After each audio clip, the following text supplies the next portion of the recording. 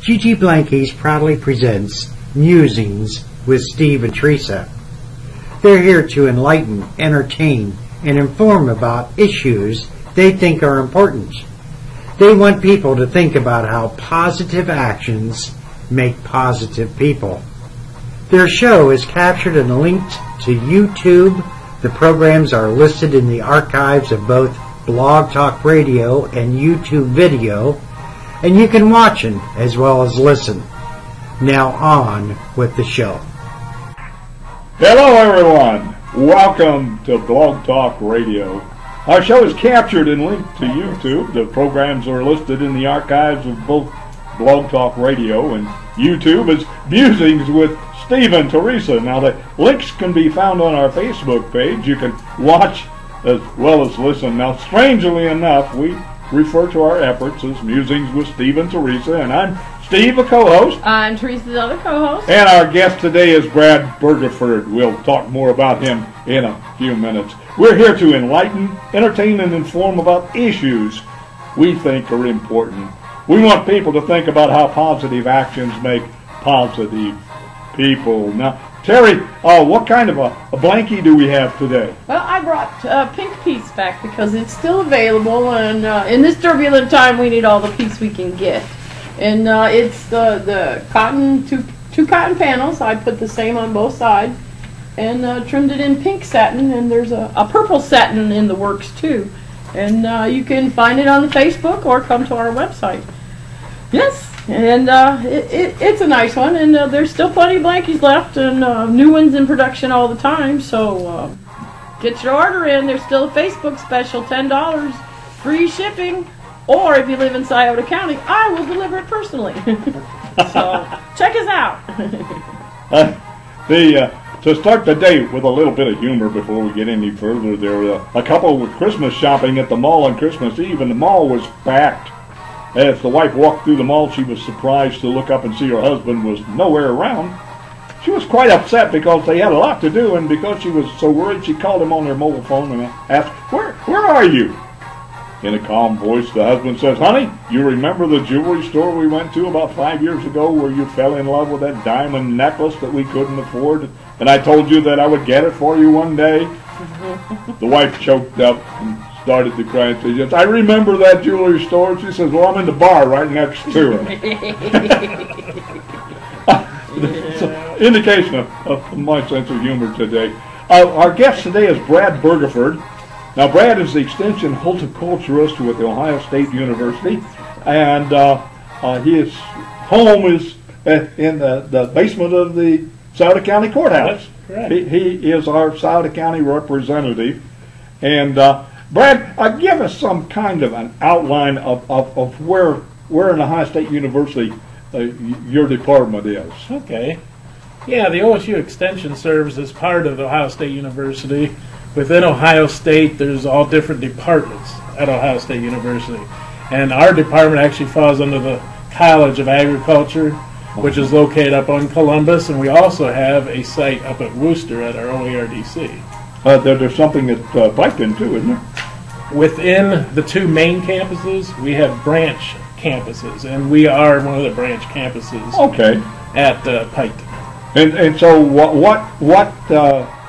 well, we were talking earlier. What's your primary duties this week? This week there's a lot going on. I'm the horticulturist, so I take care of a lot of the issues in terms of agriculture and horticulture. One thing I'd like to mention is OARDC stands for the Ohio Agriculture Research and Development Center. It's the agricultural arm of the College of Agriculture. And we need an agricultural research arm to conduct the research, to gather information, to share with our farmers. Yeah, because if we don't farm, we don't eat. That's it. No farmers, no food. Well, since we started this program, we've been doing a number of research items, and the importance of regulating and helping with food preparation and disposal. I mean, it includes the garbage as well.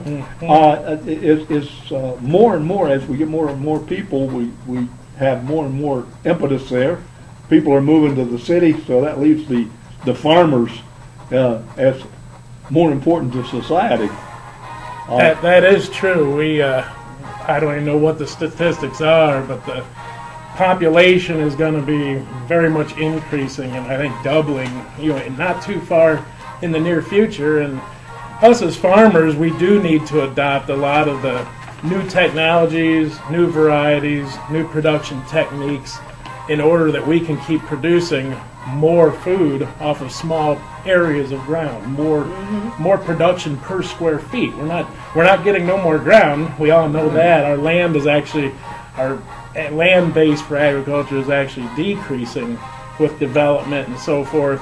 So therefore our farmers need to be educated, work with people like myself from the Extension Service to learn new production practices in order to keep making more production off of their fields that they currently farm. You mentioned the population increase. I just happened to look at that last night. Good. In 1950, we had 150 million people in the United States, and we got 315 million now. It's doubled in less than my lifetime. Now, I'm 80 years old. So 70 years ago, there were half as many people as we got now. And probably in 70 more years, they'll be doubled again. It goes exponentially, Terry. Like 2 times 2 is 4, times 4 is 16. And the number of people that we've got that are producing food are about the same as it was 50 years ago. Wow, that's kind of scary. Actually, I think it's only like 2% of the population. The number of farmers in the United States as well as Ohio is actually decreasing. Yes, we do have a nice little blip that's happening right now. The actual farm numbers are starting to increase in Ohio. Those are not large farms; they're small farms. So that's where I come in with my research and my extension program, is trying to help the small farmers, especially we have a lot of small farms here in Scioto County, and trying to come up with crops that they can produce on these small farms to make a living. A lot of our small farms are not able to make a living off of the acreage on these small acreage farms that the large acre farms that grow a lot of corn and soybeans can. So that's where I come in with the high value crops. Right. The smaller farms don't have the capacity or the capital to invest in machinery and labor-saving devices, so they have to and they're not utilize herds of children anymore to do the work. Not even that. The crops that we grow today are such small value crops. Corn, soybeans, wheat, hay.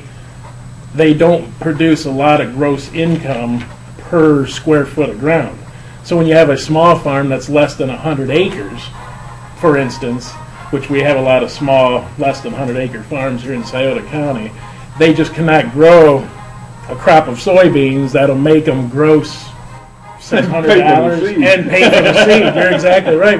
When your profits are down to $100 or less per acre, you need a large acre farm like 5,000 to 10,000 acres in order to make a living. Where our small farms we have here in Southern Ohio and Scioto County with 100 acres or less just cannot make it. So that's where we come in with a lot of our crops that are high value crops, we call them. They're specialty crops, mainly fruits and vegetables, and a lot of those crops can gross anywhere from $10,000 to $20,000 an acre.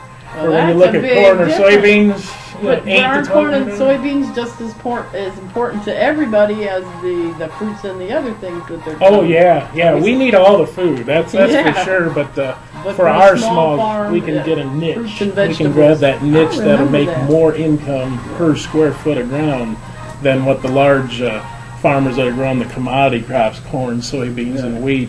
Do we have a lot of commercial farming? I mean, I guess you could say corporation farming in Ohio, or is it pretty much private people? I don't know the actual figures, but for Ohio, they're mainly family farms. That's they're good not, to know. Not many big. Now those farms, like our Small Business Development Center that our good friend Pat Dingo works for, they work with a lot of family operations to incorporate them. They want them to be true businesses. So family farms are incorporating our true businesses, but they're not mega corporations like the farms we have out in California. Well, that's kind of good. That's really good to know, because I think there's something wrong with mega corporation farms. once we get rid of the small family farmer, we're going to be in a world of hurt. The thing I'm hearing here is the education is necessary to feed back to make these small farmers more like a business and recognize the fact that it is a business and there's a profit motive. And I know I was mentioning earlier that during World War II we raised rabbits, and we were very hard put if we fed purchased feed to get a 2-pound rabbit, which is about 6 weeks old, to a 4-pound rabbit, which will dress out at about 2 pounds. We were getting, I think it was 50 cents a pound for a 2-pound rabbit. So there's $1 for the rabbit, and we were spending $1.25 for feed. Which is why we went on to the horseweed thing that I'm telling you about, and we caused them to become extinct in the area that we were. We need more of that. But the knowledge of the reason we were raising rabbits was to make money, and we weren't. We're being prompted here to change the subject. Effectively so. You were mentioning earlier today that your questions were at the office were mainly horticultural, if I remember. Yes. Bring us up to date on bugs and vegetables and seeds and stuff. Yeah, even though today is like a spring-like day with 70-degree temperatures and beautiful sunshine, even though it's January, there still are questions that our consumers, our gardeners, our farmers all are having. And some of the questions that are coming in, one is the stink bugs.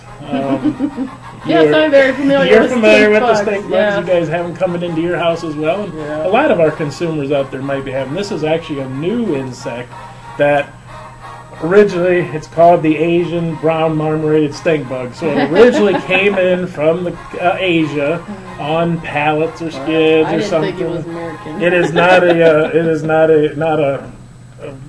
it has never been in the United States till the past 10 years. Well, I know I'd never seen one before up until a couple of years ago when one was in the house. It was on the table. And I said, "Well, you're an interesting bug. You can hang," because I didn't know what it was. And I said, "Well, maybe it'll help my house plants." And then there was more, and then there was more. So I had to start setting them free and giving them burial at sea. And that's a good thing.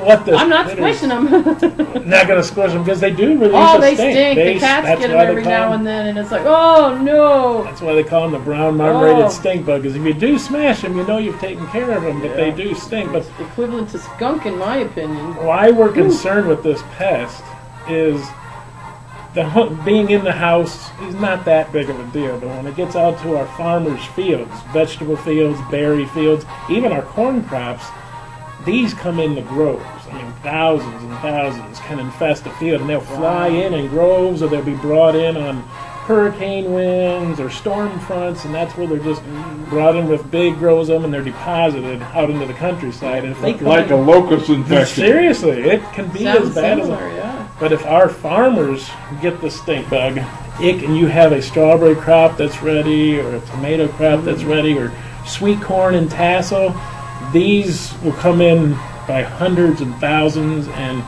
devour and puncture. They have a nose part that's called a proboscis, and they'll stick that proboscis into the fruit. It's very pointy. Into the fruit, into the tomato, into the corn. That's how they open it up, and then they just start feeding. And they can destroy. On the East Coast, we're lucky, knock on wood, we haven't had as big of populations, even though there may be a lot in your house. We don't have near the populations they have is on the East Coast. It seems to be a pest that's coming in from the East.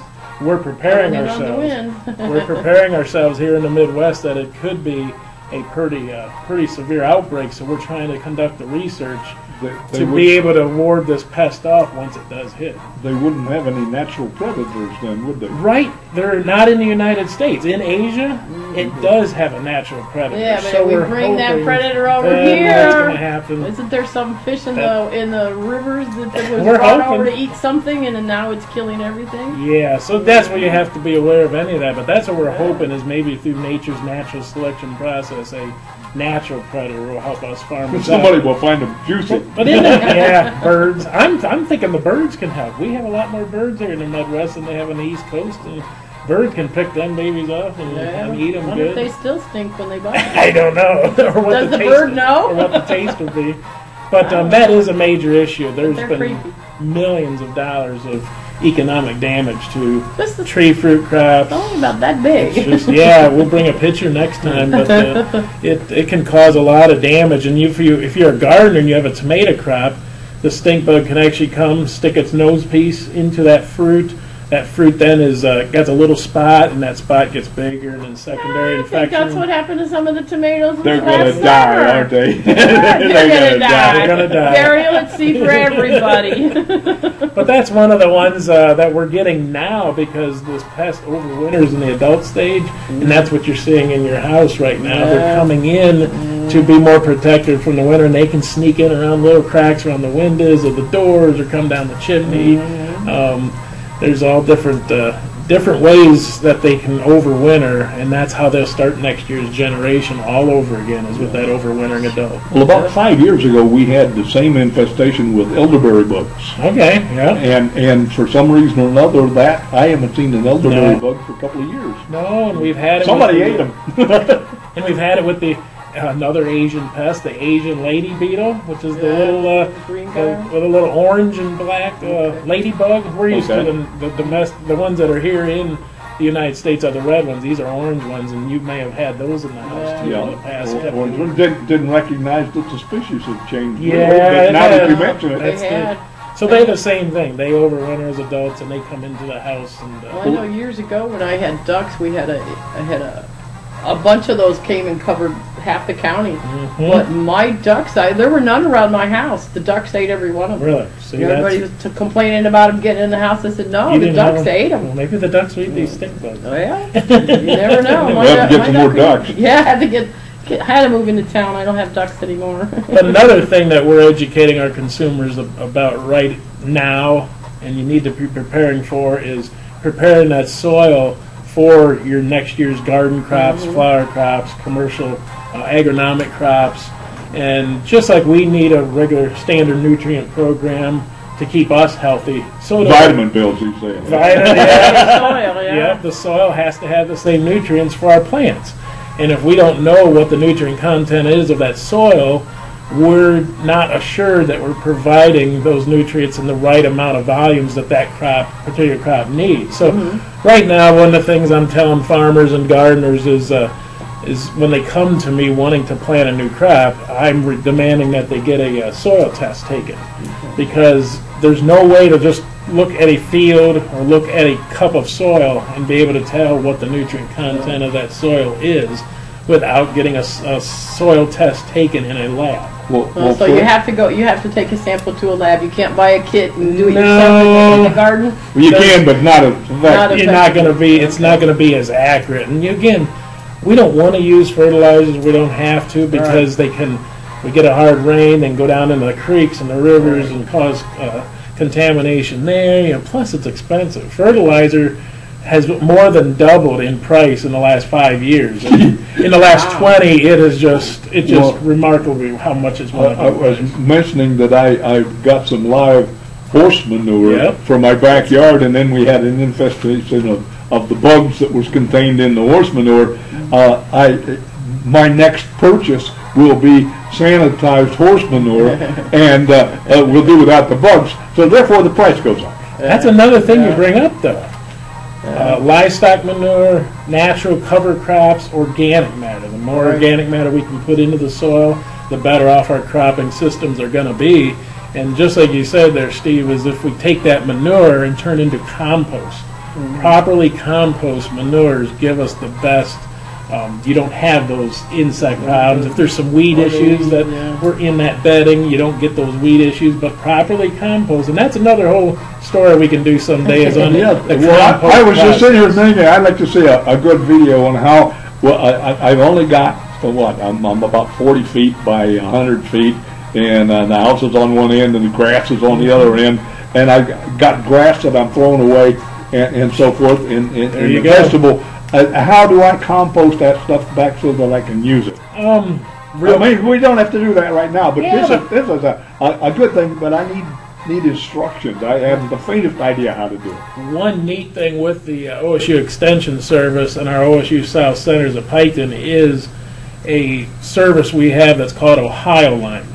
If you type in Ohio Line on the internet, it'll come up and you just click on that and it gives you opportunities to select from thousands of fact sheets.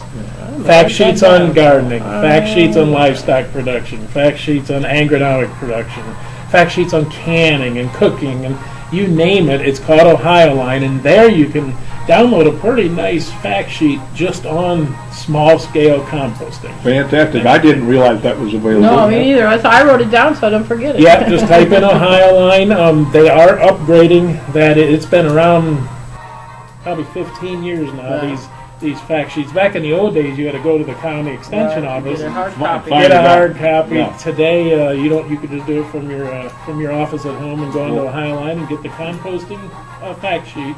That'll help you turn that good organic matter into compost. We were talking earlier about recruiting you into making videos. Now, That could be your first one. each one of those fact sheets could be a YouTube program explaining, and it seems that presently the people are not reading, they're viewing. Watching, yeah, So viewing. this is the growing trend that I see, is there is going to be a market for visual instruction. And that is one. We do have some videos on Ohio Line, but not near as many as we should. So Well, hopefully that's we're you're making working work on for me. that. You're making work for me, yeah. But the phrase we use and tell our gardeners and our growers is don't guess soil tests. So just this is the time of the year you go out to the garden, randomly walk through the field, pull a soil core down about as deep as you would till or plow that field. So it's usually around 6 inches, 4 to 6 inches, and you just pull those cores from throughout the field or throughout the garden, put them in a bucket. Okay, so now what is the soil core? Soil core is just take a trowel or a pipe or something and you just stick it down the soil. So you want to get a cross section of the soil. Yeah, about 4 to 6 inches deep. A tulip planter would. Yeah, a tulip planter or Okay. anything would to do. help just Even a can. Okay, just to get A you don't tomato really juice just wanna can would dig be it up. too big. You kind of want it in structure. Yeah, try to keep that soil Okay. profile all the time. And what Okay. you would want to mark the location, so in case there's a variance from one end of your property. We would mark the location. not No, but everybody when you would. take the soil, you need to say this was Right, on I the came over here northeast in this patch, corner yeah. of the Yeah. property, or If you want to get that fine-tuned, or depending on the size of your garden, you can just randomly walk throughout the garden and get a soil test for that garden. But say this half the garden you want to put blueberries in, that requires a separate Different soil soil, test because yeah. it's a different nutrient content, different pH. So yeah, you're right. You would want to do your soil test tag Documentation. according to the A B C D or cross-section 1 2 3 4 and a list, so you know when they give back test number one was Right. the blueberry patch. That's what you do. And Okay. There is a fact sheet on Ohio Line that walks you through the soil testing process, Okay. and on that fact sheet is a list of local soil test labs that will do that now testing. I assume there's a cost. Yeah, I think it's around $12, $14 to get a soil test. But That's when you not think bad. about when you buy a bag of fertilizer, Right, you're going to pay you're at gonna least pay that for- much for a bag of and you know, fertilizer. once I tell a lot of my growers and my gardeners this, their soil test results come back, they don't need no fertilizer. They've built up If they've done proper over the nutrient years. levels over the years that they're not going to benefit by spending the money and applying more fertilizer. So they just can get by without any. So a $14 test can save you a $24 bag of fertilizer or more. Yeah. And when you're talking farming, larger fields, that really can. If you got to buy 100 bags, you're talking a big chunk of change. Tons. Some of my Yeah. farmers buy tons of fertilizer. Well, knowing the, we're prompted there. Where's this information available then? Our office, right down the basement of the courthouse, the Scioto County Extension Office, we actually will do soil tests. You can bring your soil to the office. We have all the forms there. We have the bags there. We take care of processing it. We take care of sending it off. And within 24 hours of the lab receiving that soil, they can run the lab analysis, and I, as well as the farmer or the gardener, will get a soil test analysis emailed to you. Okay. Back in the old days, it used to be almost a 2-week process by the time we mailed and Well, got it. But today, you can get it back in usually less than 24 hours, and then me and you can, or whoever can come up with a fertility program for your specific crops, your specific garden, your specific field. But I can't even help Unless we get the soil unless I test. get the soil test. So we say don't guess soil test. So I would assume this applies to just about anywhere that farming goes on, that there's It does. somebody in a courthouse that will help you with your farming Now, needs. not all of our counties, because of funding issues, have. We're very fortunate in Scioto County. We have a very good, get a lot of support from our county commissioners to have a county extension office. But you're right, a lot of counties don't. But a majority of our Ohio counties still have But you a should county. be able to find somebody that would help you with your soil, no Yeah. matter where you live. Or go on Ohio We go Line. worldwide, so that's why I'm trying to broaden it a little. I go worldwide too. Actually, I just came back from Senegal in Africa the first week of December, where we're teaching farmers in this that have been subsistence farmers for generations. We're teaching them how to do soil testing, Well, how to excellent. build up their soil fertility. There's Because something we never thought about from our little Scioto County. Here, Yeah. the man is going to another country to help them, so he must be worth his salt. but it's a worldwide issue. Yeah. We do need to educate about soil testing. Yeah, and over there, the wind's been blown to the Pretty bad shape. Yeah, their just soils are in pictures. pretty bad shape. In Senegal, it's the southernmost region of the Sahara Desert. So when I was there in early December, they were saying it was cold and it was 82 degrees there. Having a cold snap, huh? But they've already asked me to come back here in June to help them out again. The Excellent. wind blows away from Senegal, doesn't it? I think so, yeah. I think so.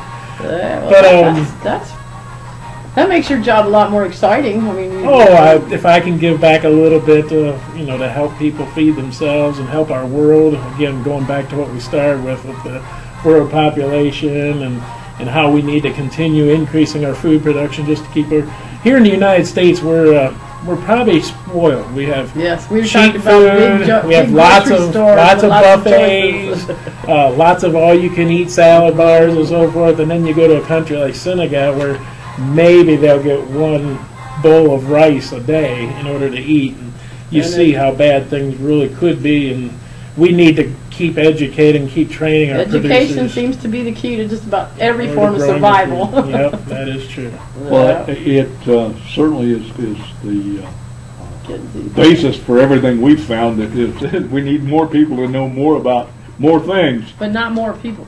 Well, that takes care of itself too. I mean, it seems as the civilization gets more intelligent, the population becomes under control in that area. Well, it's because Where the problem is that the people that we haven't taught yet Yes, that's true. are making more. That's where hopefully we can. We're down to our last 2 minutes, Brad, and I'll tell you again, Brad Bergefurd, the Extension Horticulturist with Ohio State University. I want to thank you very much. Thanks for having me. You threw a lot of neat stuff out here today, and I'm going to have to watch the program to get a Go back list and of all write stuff down. all the things we did, and we have a list in front of us, and we didn't only even get to half of them. I think we only got 2 of them. well, he can come back another Well, time. yeah, we'll have you again, and yes, we were recruiting you to make educational videos. I mean, you just made one. Okay. You're first. Make one a little more explicit. Now, we want to thank you for listening to our podcast today. We'll return with our continuing viewpoints next Tuesday at 2 p.m. We probably will get back to what we were talking about earlier as the do-right list. I'm Steve. I'm Teresa. And Brad Bergefurd, our guest. And thank you for listening. Think positive. Be positive. Live positive. Enjoy. And goodbye. See ya. Gigi Blankies, thank you for listening to the podcast today. This program is archived at Blog Talk Radio, captured and archived for YouTube video, and linked to Facebook as Musings with Steve and Teresa. Think positive, be positive, live positive, and enjoy.